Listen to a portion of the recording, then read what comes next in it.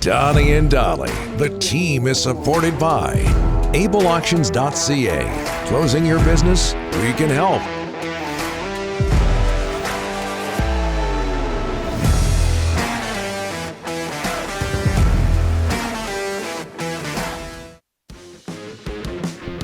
Wednesday, and today all of our guests, including Nathan Rourke of the Lions, standing by, are brought to you by the Alberni Power and Marine RPM Group, located in Port Alberni.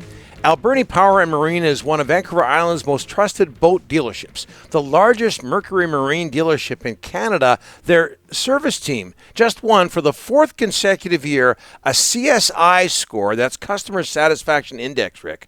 Yeah. CSI score above the national average. Make your appointment today for the 2022 boating season at albernipowermarine.com.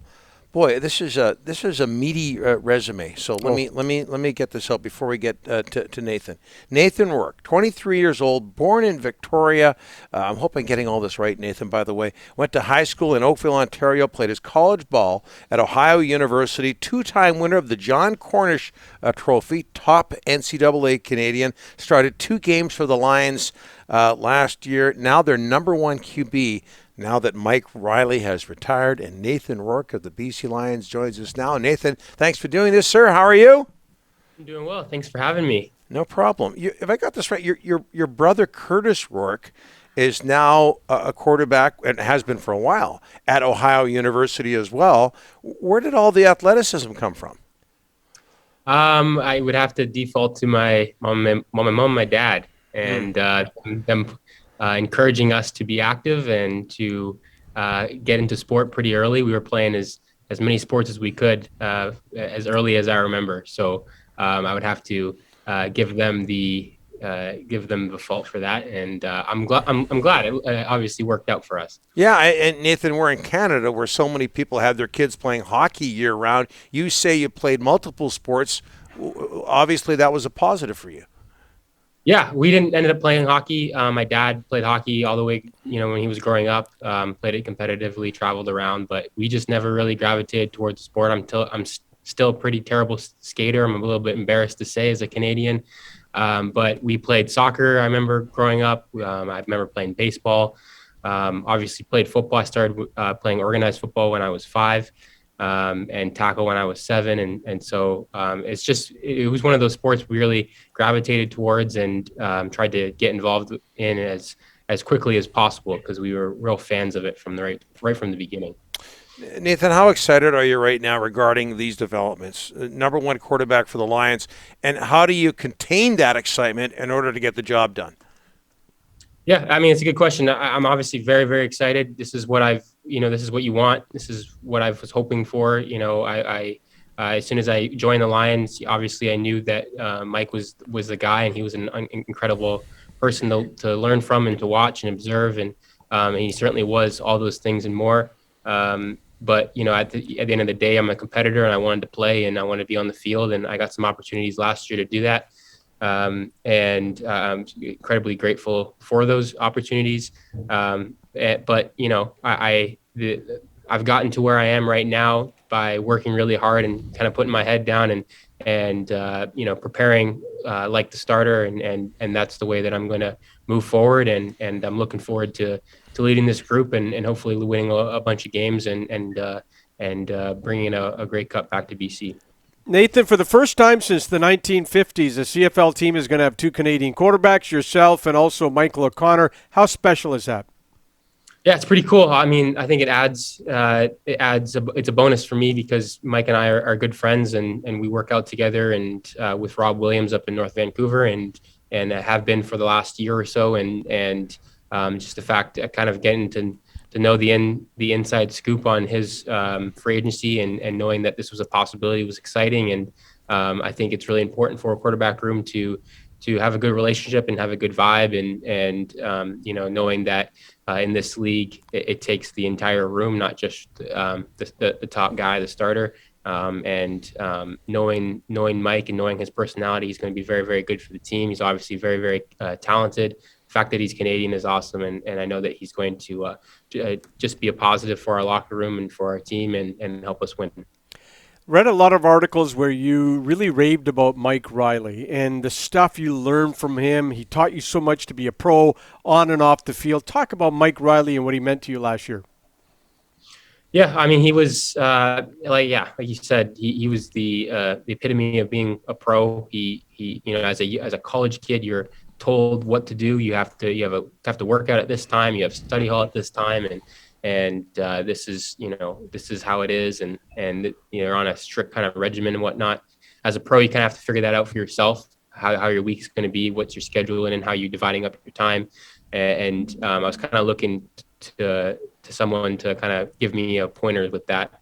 And I was just able to watch Mike and see how he prepared over the week. And obviously he's been doing it at such a high level. And so just by observing him and watching him, how he prepares every single week was extremely valuable for me. But also how he interacts with the guys in the locker room and how he leads a huddle and all those little things, just being able to have a front seat to all of that. And it was pretty cool. It was pretty fun to watch him play as well, because obviously he's a great player, and I got a little bit of the inside scoop behind some of the amazing things that he does on the football field, in the practice field, and stuff like that. And so that was awesome. And as a fan of the game, it's cool to be a part of such an amazing career. You started a couple of games for the Lions last year, Nathan. The one against Edmonton at the end of the year. At the start of the year, an unexpected start when Mike wasn't healthy. You started that game as well. What stood out for you in those two starts?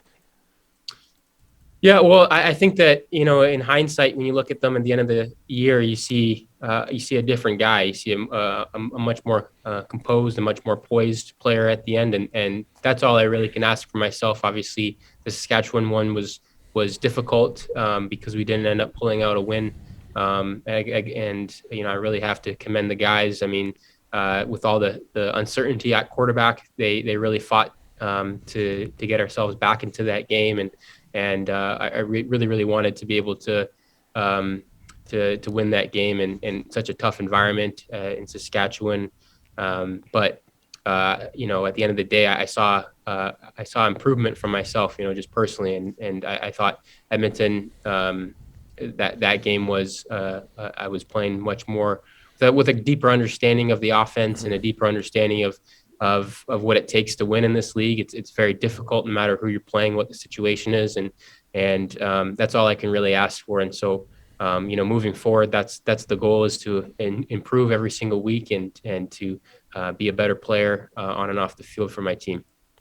Hey, Nathan, Jim Burrow, Joe Burrow's father, was on our show recently. He worked on the defensive side of the ball, I believe, at Ohio. I believe when you were there. What do you remember about him? Yeah, he was defensive coordinator in 2017, 2018, so my sophomore and junior year at Ohio. And I didn't have too many interactions with him at that point. As an offensive player, you don't really talk to the defensive coaches all that much, but I know he was a very well-liked coach, and we appreciated all his hard work, and we had a very good defense during those years, and he was obviously behind that, and got to know the family a little bit more after that at the Manning Passing Academy in 2019, where with Joe and met his Mrs. Burrow and Coach Burrow there, and they're a great family, and he's got a great support system, and it's no secret why Joe is the way he is, and he's well composed and obviously had a lot of success, and he's got a great support system, and the town of Athens is behind him as well, and so it's a pretty cool connection to kind of have as a quarterback. Hey, Nathan, other than Mike Reilly, what quarterbacks did you admire growing up? What quarterbacks do you admire now, not just CFL but NFL as well? Yeah, I was a big Brett Favre fan growing up. That's what led me to trying to get into football really early. Is that I wanted to be a quarterback really is because of him. He was a guy that I like to watch every Sunday, and I watched a lot of highlight videos of his growing up. And obviously, when you kind of start to understand a little bit more about playing quarterback, you like to watch all the highs that Brett Favre had, but he tried to stay away from some of the interceptions and decisions that he made. But he's definitely really, really fun to watch. I loved his passion for the game. That was evident every time he stepped on the field. So I always like that. I'm still a Packers fan. I do enjoy watching Aaron Rodgers nowadays, but I have a greater appreciation, I think, just for greatness in terms of quarterbacks, and I like watching. I like watching Drew Brees. I like watching Tom Brady. I like watching those guys who are the epitome of consistent performance, because I think that's what it really comes down to in this league. I think that, or in pro football and period, I think it just comes down to being able to show up every single day. And my college coach used to say, to be great, you have to be consistently good.